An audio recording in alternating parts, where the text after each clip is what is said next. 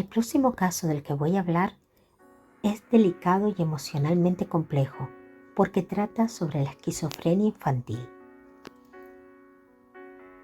Todo comenzó el 8 de agosto de 2002. Janie Sheffield nació en el seno de una familia formada por Susan y Michael Sheffield, padres primerizos que esperaban empezar una vida normal con su hija recién nacida. Pero pronto empezaron a aparecer detalles que no encajaban del todo. La bebé pasaba largos periodos completamente inmóvil, con la mirada fija en puntos concretos de la habitación, como si observase algo que el resto no podía ver. Al principio los médicos no le dieron importancia, lo consideraron parte del desarrollo temprano, pero en casa la sensación era distinta. Con apenas unos días de nacida, el patrón cambió. Janie empezó a dormir muy poco. En lugar de las largas horas habituales de un recién nacido, apenas descansaba en intervalos cortos. El resto del tiempo permanecía despierta con los ojos abiertos durante horas, observando el entorno sin descanso. Y lo más inquietante era que seguía con la mirada movimientos inexistentes como si algo invisible cruzara la habitación. Para sus padres aquello dejó de parecer normal. Con el crecimiento, Janie mostró habilidades que confundieron a su entorno. Parecía muy despierta para su edad, reconocía partes de su cuerpo antes de lo habitual y respondía de forma precoz a estímulos simples. Eso llevó a pensar durante un tiempo que podía tratarse de una niña especialmente inteligente. Pero esa idea duró poco.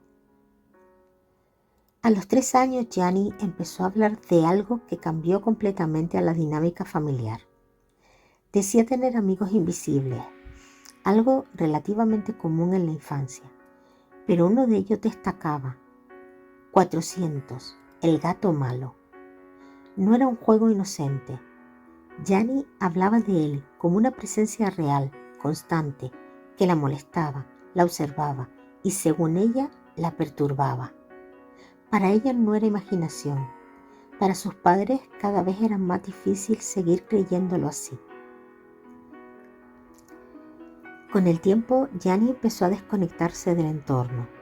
Dejó de relacionarse con otros niños, evitaba el contacto social y alternaba momentos de calma con episodios de conducta agresiva o desorganizada. Sus padres intentaron métodos habituales de crianza, pero nada funcionaba. El comportamiento no respondía a límites ni a disciplina. Algo más profundo parecía estar ocurriendo. Cuando Janie tenía 5 años, nació su hermano Buddy Sheffield, y ese momento marcó un punto de inflexión. Aunque al principio no hubo reacción evidente, con el tiempo el cambio fue claro. Janie empezó a mostrarse más inestable, más irritable y más desconectada.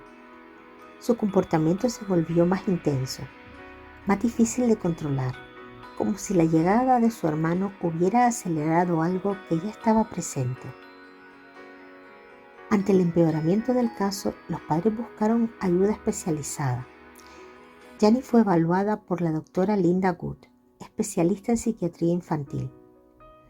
Al principio se pensó en trastornos de conducta o TDAH, pero los síntomas no encajaban del todo. Con el tiempo el diagnóstico evolucionó hacia un cuadro más grave. Finalmente, tras múltiples evaluaciones, los especialistas concluyeron que se trataba de un trastorno psicótico infantil extremadamente raro: esquizofrenia.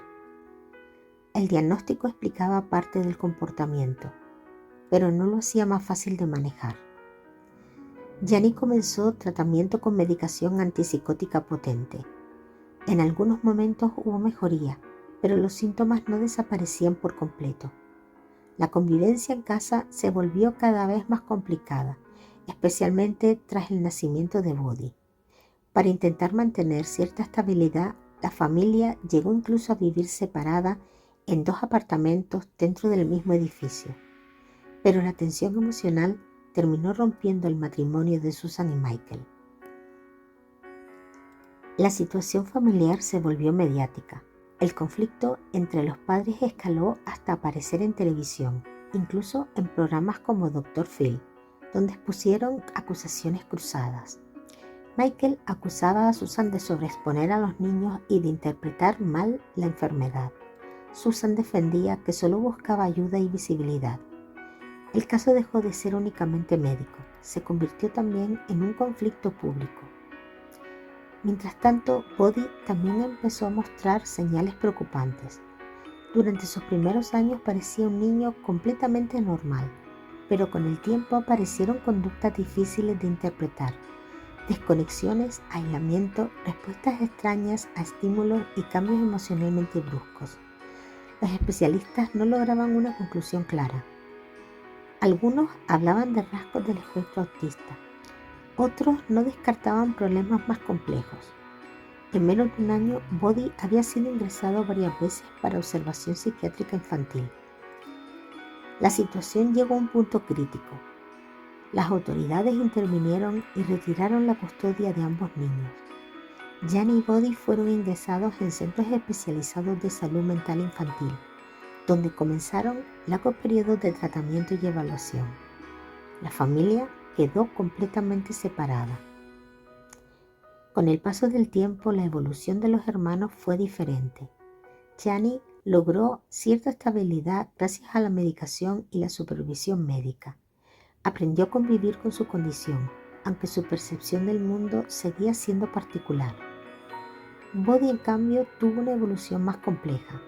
Según informes médicos, presentaba dificultades importantes en la comunicación, la expresión emocional y la interacción de su entorno. Hoy, el caso sigue generando debate, no solo por la rareza clínica, sino por la dificultad de interpretar lo que ocurre cuando la mente infantil no encaja en categorías claras. ¿Es un único trastorno? ¿Son varios procesos distintos o una combinación de factores genéticos, ambientales y neurológicos? No hay una respuesta definitiva. Gianni y Body crecieron bajo el mismo techo, pero no dentro del mismo mundo. Y quizá lo más inquietante de todo esto no es lo que les ocurrió, sino lo difícil que resulta entenderlo por completo incluso años después. Si te ha gustado esta historia, dale like, activa la campanita y suscríbete a mi canal para no perderte ninguno de mis vídeos. Es totalmente gratis y a mí me ayudas un montón. Hasta la próxima.